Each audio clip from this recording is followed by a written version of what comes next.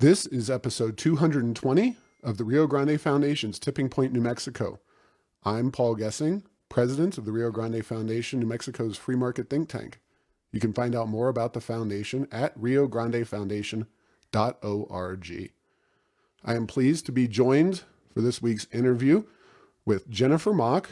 She is the Estancia Valley Classical Academy Executive Director. Welcome to Tipping Point, New Mexico, Jennifer. Thank you so much.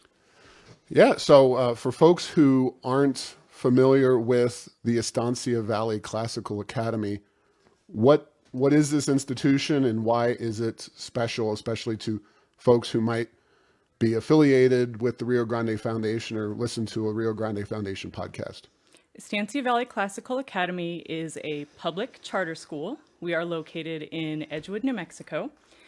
And our charter school is actually affiliated with what's called the Barney Charter School Initiative. And what that is it's an initiative that was formed by Hillsdale College in an attempt to create public charter schools basically around the nation that are affiliated with Hillsdale College.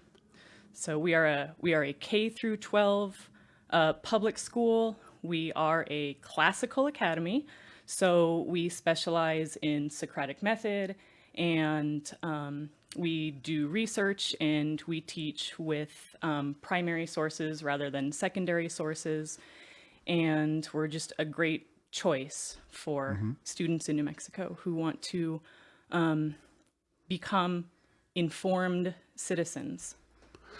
Now, let me reiterate what you just said. You're a charter school. And what does that mean? Because sometimes people think charter schools are private or that your kid can't get into a charter school. So talk about how you guys operate with respect to being a charter school. Okay, so a charter school is a public school.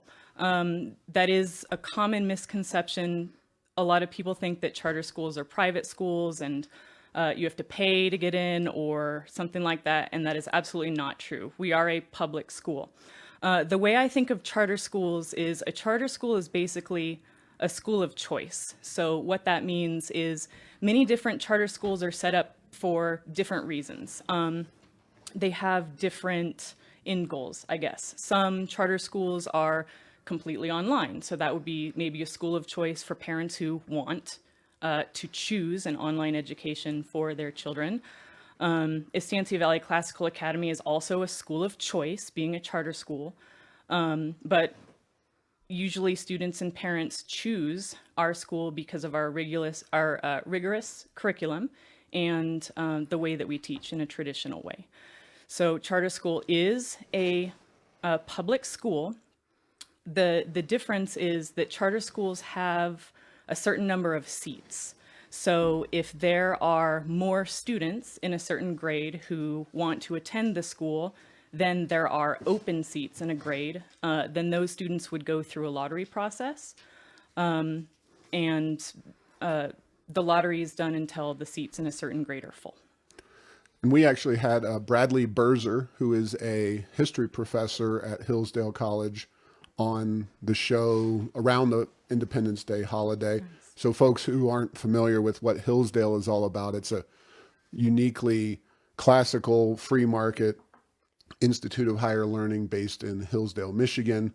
And, there's a lot of unique aspects about that, including the Barney Charter School program, of which you're one of a small number and maybe growing, but I know you all were one of the first, maybe the second of all. We were the second. Yes, yeah. Almost the first. So but we were the second. How you're the executive director, and we'll talk about what that means as opposed to like a principal. But how did you get to where you are? And I mean that two directions. One is, did you teach at the school before moving up? Mm-hmm. And were you specifically attracted to the school because of what it stood for, or was it just a job that you got and then maybe you came to love it or whatever? So talk about that real quick. That's a great question. I was actually attracted to the school before it opened. I read about EVCA in the newspaper when the founders were just attempting to get the school started. So that's when it caught my eye. I had a daughter who was maybe 2 at the time, But I knew that that's where I wanted her to attend school from the moment that they started writing the papers up for the school because of what they stood for. I've been in education for 14 years. I've taught at a variety of different schools. I've taught in public high schools. What happened was I was actually a full-time instructor at Central New Mexico Community College. I taught reading and critical thinking. But both of my children, I have a daughter and then a younger son, they were attending the school. And I became involved with the school as a volunteer. I would volunteer in the classrooms when I could. EVCA has their own foundation, which is basically a way to raise funds for the school. And so I wanted to be a little bit more involved. So I just became a volunteer on the foundation. And then after just being at the school more and getting more involved, I decided, you know what, no, this is really where I want to be. So I actually started teaching kindergarten at EVCA. And I was a kindergarten teacher for 1 year, and then I became the interim executive director. And then after being in that position for about 8 months, I became the executive director.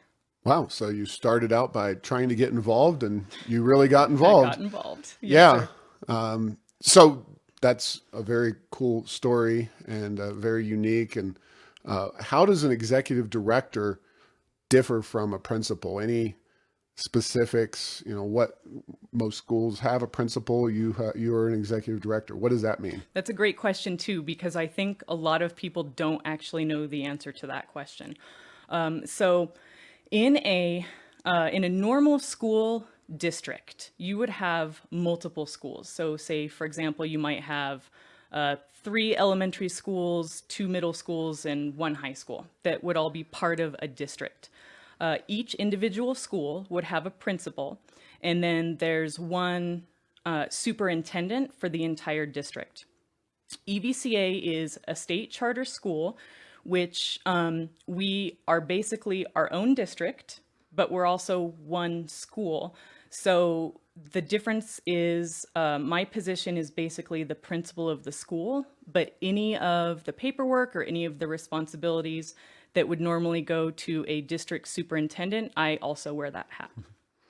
All right. Well, that sounds like a lot of work. And I know these are busy times and crazy times at schools across our state. So, you know, one of the reasons that we're really focusing on education right now is because of all the chaos that has come about largely due to COVID-19, our governor's response to it, and just a lot of the controversy going on. I told you, and I've told people publicly on this podcast and elsewhere, including writing in the Albuquerque Journal on Friday, that we're going to homeschool our children. And, you know, if we lived on the east side of Albuquerque and could easily make it out to Estancia, we would be, or Moriarty, that would be a great option for us, but it's a long way from the west side of Albuquerque out that direction. And anyway, so let's just talk about where you see things happening, how your school's being impacted. You know, let's just talk about this issue for a while. Okay. So the school it's definitely being impacted, and it's being impacted in a number of different ways, and a number of different people are feeling it, right? Our staff, our faculty, the parents, as well as the students.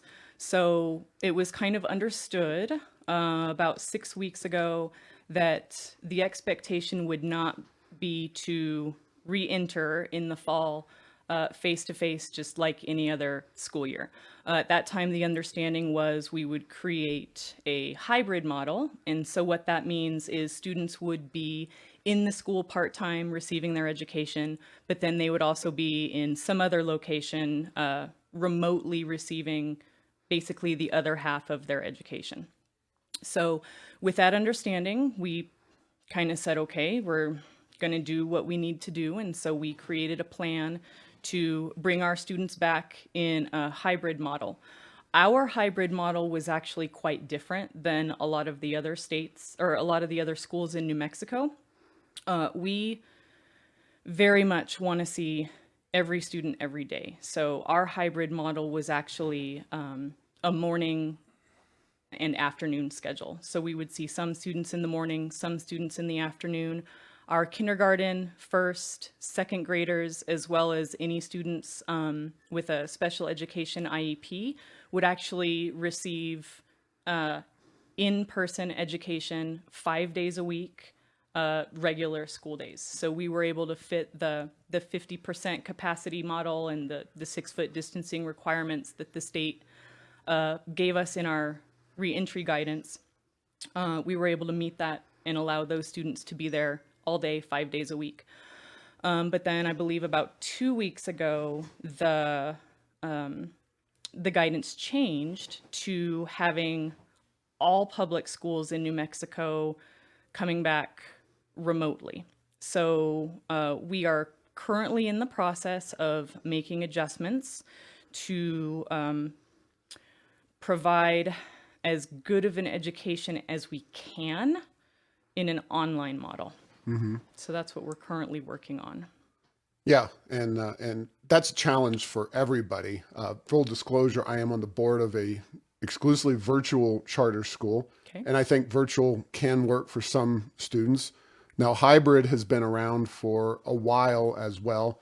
Hybrid, in its pure sense, generally means the students are accessing information, learning on their own, and whatever reading or whatever technique is being administered, and then they come into the school and generally work in one-on-one or small group sessions with the teacher. And I think there's a lot of positives out there with that model, especially. But you're set up for one model, and now you're being asked to do multiple different models. And every other school in the state, at least public schools, is doing the same thing.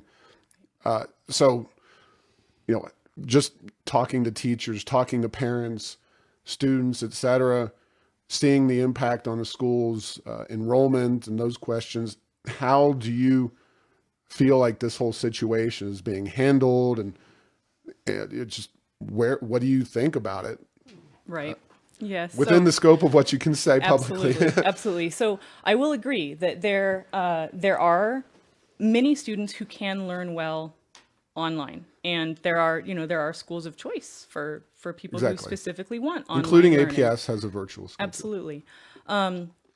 So there are some issues that I will say with online learning in multiple facets. So first I'll talk about, I guess, EVCA specifically, and then I can talk about students in general who are being put in this online learning model that it really might not be the best scenario for some.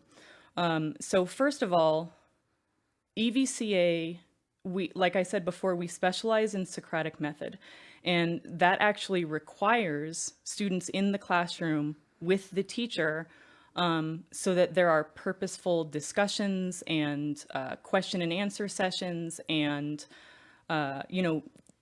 giving your whatever you want to say, but then following it up with logic and evidence and reasons and all of these back and forth questioning and discussion. That doesn't necessarily work in an online model. The closest tool that we have right now for trying to incorporate a Socratic teaching method in an online model is the discussion format, where the teacher basically poses a question that's typed, and then students can answer the question and then reply to other students' answers throughout the day. That's not necessarily the same thing as having to really think about what it is that you want to say it, being questioned immediately, and then giving evidence or giving your support.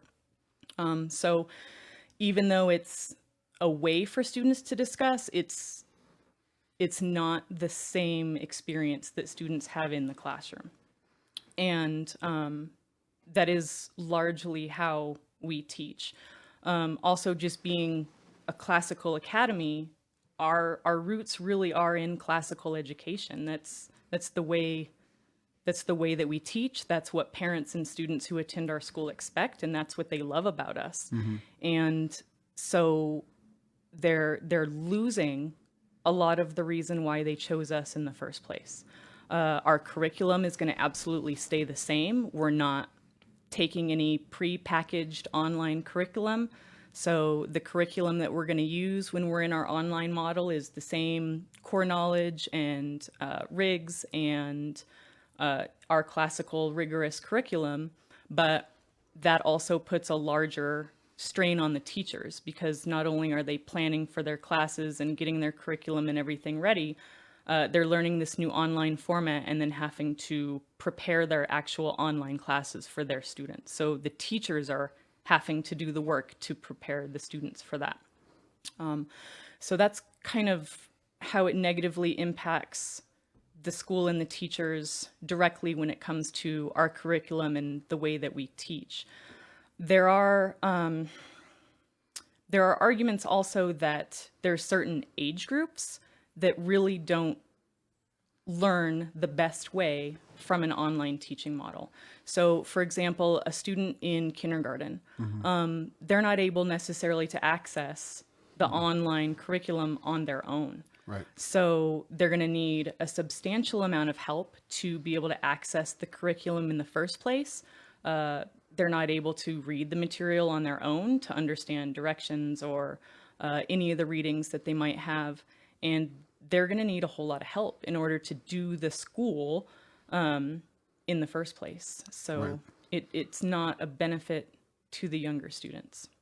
Yeah, and I have a preschooler myself, and that preschool, so far, we think it's going to be open, and that's huge. But yeah, the challenge of trying to get little kids to sit in front of a computer and do that, it's one of the reasons that all of my kids are younger, and I just don't want that to be their day-to-day existence. And the whole idea of having that discussion, I guess in a classroom of 16 or so people, you could throw together a Zoom meeting, but everybody who's been on a Zoom meeting with 5 people, let alone 16 people, Right. knows how challenging and stilted things can become. And we attempted to, so in the spring, in March, when the schools were closed and we kind of went on a remote plan that we created, we did use Zoom meetings, and that actually turned out to be a huge challenge for parents who had multiple kids in the house. So for example, if there was a family and they had 3 different kids, trying to balance when each student needed to be online for their Zoom meeting, and with a K through 12 school, we did the scheduling the best we could, but there were still classes and times that overlapped, with a second grader and maybe one upper school teacher. And if you have 2 kids and one is in each of those classes, they're not able to participate in all of their live meetings either. Yeah. Now, what ultimately drove my wife and I to choose homeschooling initially was just the mask requirement for the entire day. Now, masks are going to be your public school. This is where that whole distinction really kicks you in the pants. The public school aspect, you're going to be required to have masks on in the classroom for theoretically 6-7 hours a day. What are you hearing about that from your parents? I don't need to give you a rope to hang yourself from Right. In terms of your personal opinion, but what are you hearing from folks, teachers, and parents on those issues? Yeah, so there are many many parents who there's kind of 2 different challenges that the mask mandate brings. One is parents who don't want their student wearing a mask at all. And then the other is parents who understand, yes, that their child is going to need a face covering, but they don't want them in it all day. There are questions, how are you going to enforce this? How, what's going to happen if a student removes their mask? All of these different questions that parents have. So we absolutely understand those concerns. What EVCA had actually decided when we were going to go into our hybrid model is we were going to provide a face shield instead of a mask for our students. So I had never seen one until I saw the prototype of the shield and said, okay, yeah, I can see the benefits of this over a mask. The difference is the shield actually attaches around the forehead, and then it's a piece of clear plastic that covers the face. So we decided to opt for that because it's easier to breathe. And if a student is trying to watch a teacher and hear what they're saying and kind of understand their facial expressions, it allows an actual visual of the face. So you can see lips move, you can see facial expressions, those types of things. And so we felt that for our teachers and our students, that would be the better road to take as far as a face covering that we're required to use. Even with that, there are parents who just don't want their students having to wear a face covering. Now, which- you're the people who are sending their kids to your school are probably more often than not oriented toward the right side of the political spectrum. A group of people who, bizarrely enough, who would have thought viruses could be completely political, but people, generally speaking, on the right side of the political spectrum have been much more, I would say, realistic. I hate to say it, but realistic about the risks and the benefits and difficulties of dealing with the virus. Whereas most people on the left have been very, protectionist and unwilling to take, kind of small risks in some of these situations. I would be glad to send my child, for example, to a school that had no mask requirement whatsoever today, tomorrow, next week, whenever. Game on. Let's do this.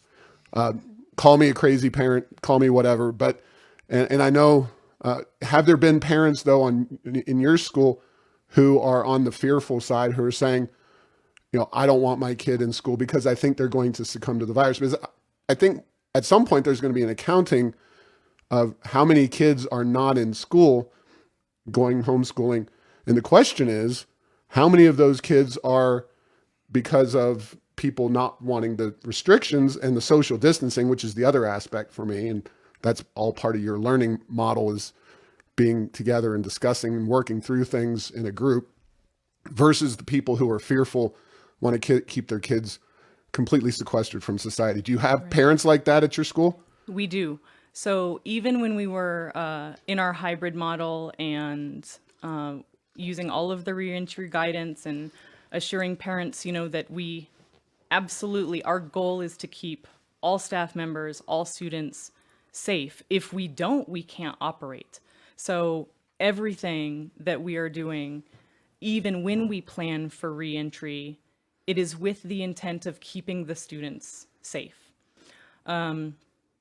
With that, there are parents, for many different reasons, who emailed me and requested fully online education for their student, even when we were going to go back planning in hybrid.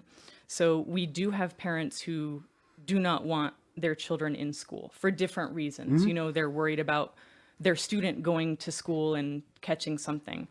Some are actually worried about their student going to school, getting germs, and then taking those germs home to someone else. Yeah. It's So- not to say that there's not legitimate reasons for that, Right. especially for parents or children who have serious Right. health issues and concerns. Right.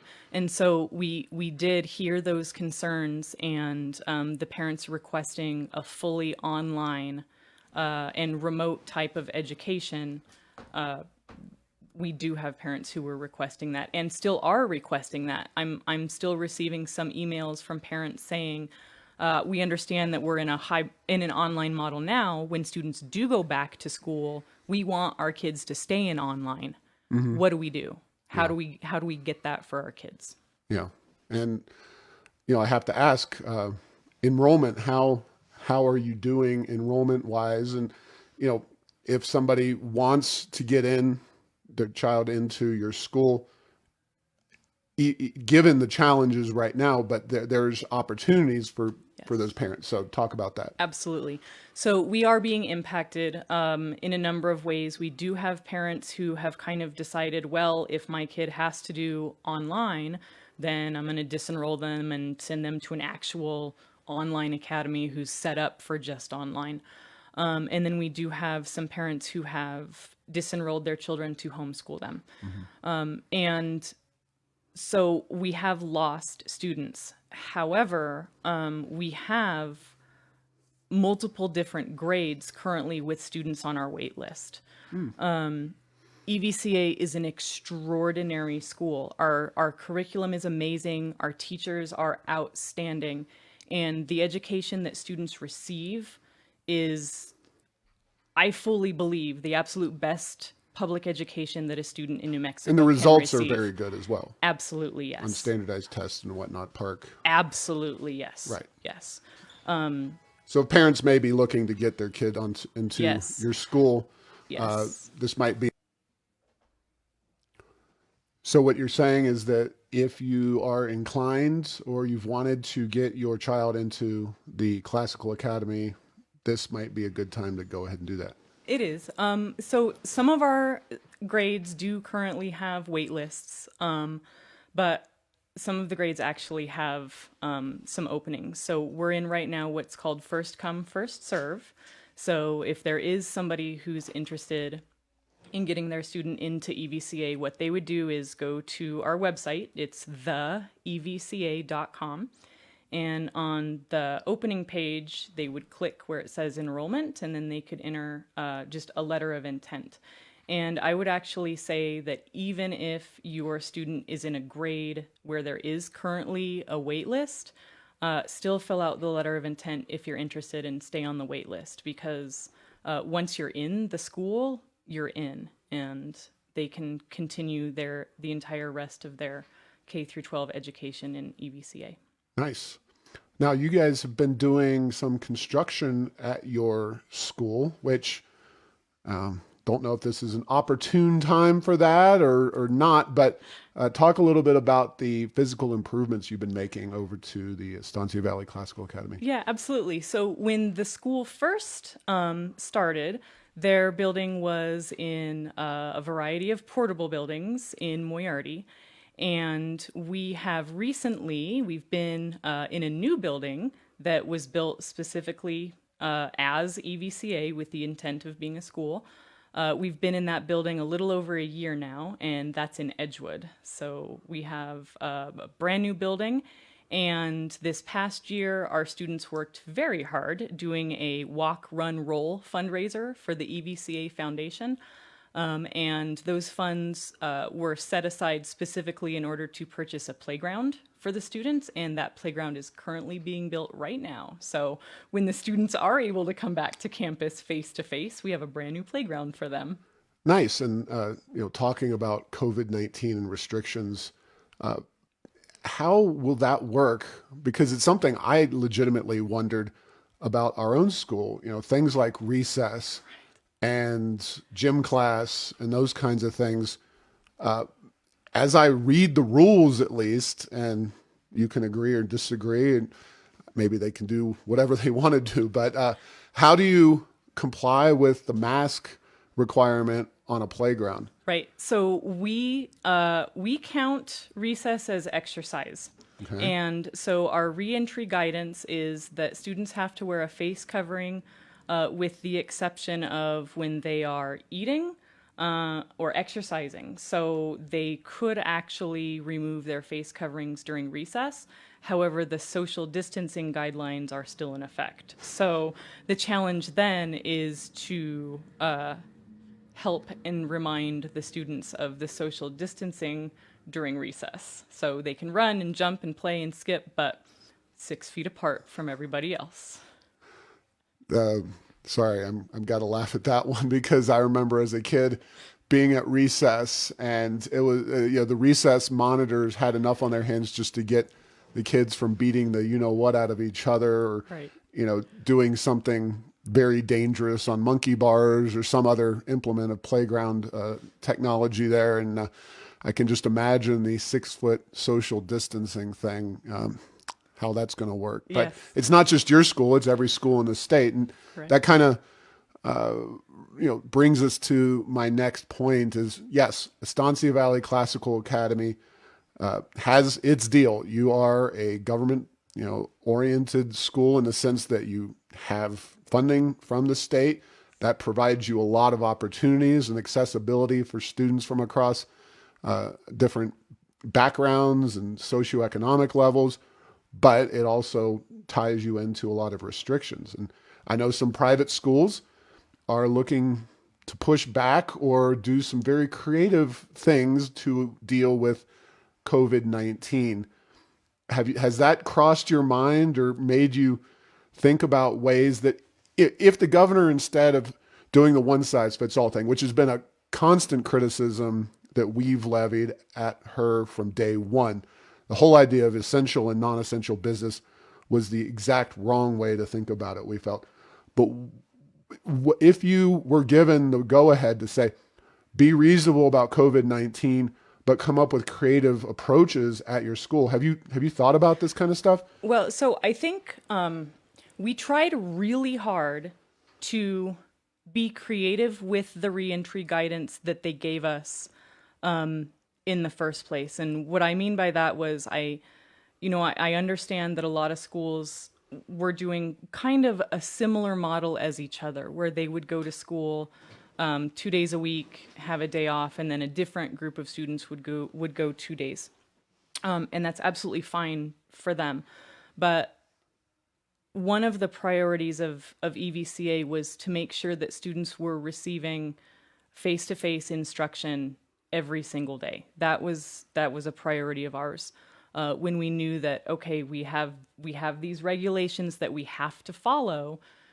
However, we can be creative about it and keep our students safe, but still do everything that we can to do what's best for their education. So with that, we were creative in kind of deciding, okay, well, are there any maybe classes or topics that we could potentially cut out to make sure that they are receiving English every day, math every day, that they're reading every day, those things. How can we ensure that that's happening in a face-to-face way? And then the remote part of the instruction can be different topics. And so we tried really hard to be creative, and that was actually how we figured out that we could teach at the minimum kindergarten, first grade, and second grade full days, 5 days a week. It took some innovation. When we are able to go into our hybrid model, we're going to be moving some furniture. We're going to be having some students in classrooms that they normally wouldn't be in. But it's in order to make the guidance fit as best we can what we actually think is best for the children's education. So we're trying to be creative while still keeping the students safe and abiding by all regulations that the state is giving us. Well, do you think that this is the final raft of regulations, or do you think we're going to change again? Because it's already a couple of iterations of proposals or rules or whatever. And other states, there's several states that are pushing in-person school back. Some of them are going to like February now at this point, where they're not returning to the classroom. Do you think, based on your ears to the railroad tracks and where things are, you think we're at the final destination and we'll be doing hybrid after Labor Day, right? Right. So right now, the current plan is that we will be able to start our hybrid reentry plan on September 8th. What I communicated to parents when I made them aware that we were going to start the school year in a remote 100% online fashion was to expect at the earliest to go into reentry in our hybrid model on September 8th. So while I haven't heard any specific rumblings about the possibility of the hybrid model being pushed back, I'm trying really hard to just be prepared for anything that happens. And we're definitely ready to see our kiddos every day as soon as we can. But we are prepared to have our curriculum in an online fashion for an extended period of time if needed. Now, charter schools do things with like buses and other items differently than other schools. And, just let's talk dollars and cents though, because in the greater scheme of things, more money is going to be required for PPE, for the buses once some form of live schooling is put into place. How does this affect your school's budget, and how do you see this affecting? I think this is kind of a universal question. Have you run the numbers based on different scenarios? Do you know where this is all going? Because you're going to lose a lot of students in education as well, which does affect your bottom line. Your SEG number drops every student that leaves. This is where your headache sets in. But these are very complicated and challenging problems, not just for charter schools, but for all educational institutions across our state. And it could lead to significant budget challenges in Santa Fe in the legislature in 2021.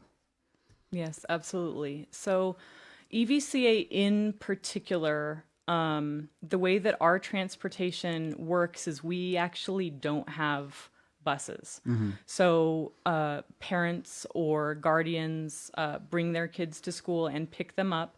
And we also have a lot of families who help each other out by carpooling. So we actually don't have to spend budget specifically on transportation. But budget is definitely something that is being impacted. And like you said, it's impacting all public schools in New Mexico in a variety of ways.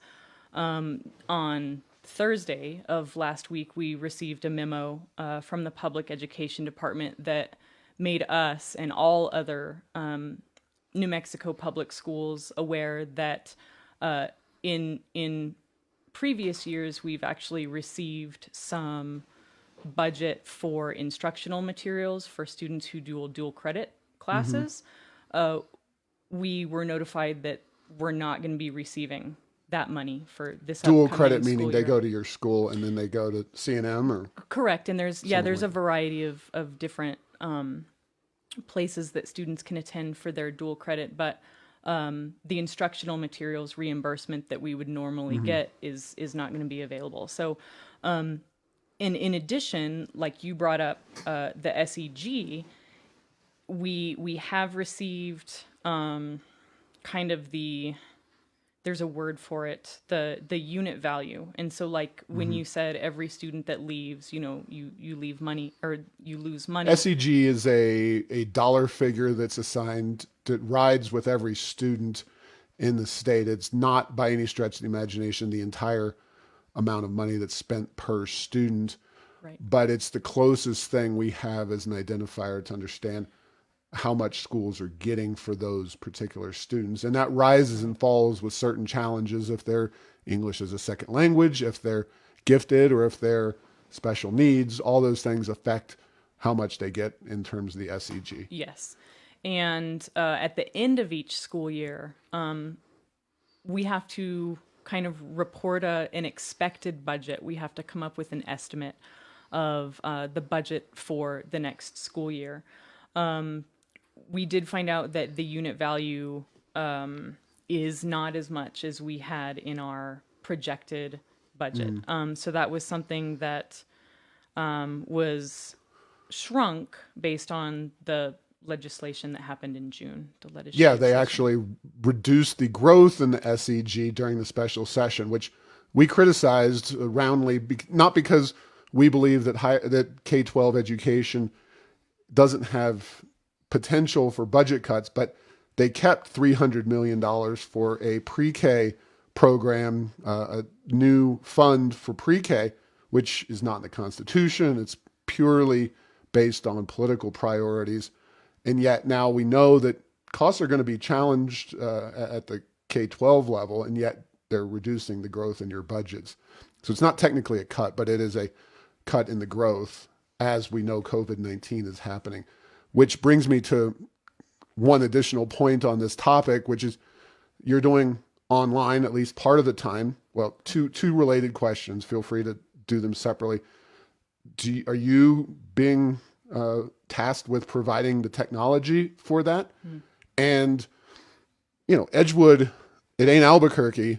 And if you have students further out and further down off of the I-40 corridor, what's the broadband situation for a lot of these families? That can't be as easy. So talk about the technology itself and then the broadband issue to the extent that you've heard about that or discussed that. Absolutely. So,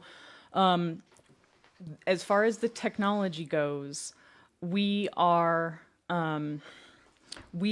able to provide some devices to students basically on a need. However, because we're not a school that operates with a whole lot of technology when we're in face-to-face. I mean, we pride ourselves on being a classical education. So we don't have a computer in-house that we can check out to every student. There is a grant, it's a CARES Act fund that's specifically given to help schools right now with the COVID situation. But we kind of have to designate different areas where that grant goes. So we can't just spend the entire thing on solely computers. It covers a variety of bases like the PPE, the cleaning products, those types of things. In addition, there is actually an issue with so we looked into Chromebooks, with ordering Chromebooks. Because of the demand Sure. right now, we can't get Chromebooks in bulk until October or November. So what we have is some devices that we can check out to students based on need. Your other question had to do with internet. We are a rural community. So while there are many places that get great service, there are some that are in valleys or it's not as accessible. So what we've tried to do is find basically hotspot areas or places that have free Wi-Fi for families to use, but with many of the public places being closed, the very uncomfortable reality is, that maybe having to go sit in a parking lot to do their work. I mean, that's extraordinarily difficult. Yeah.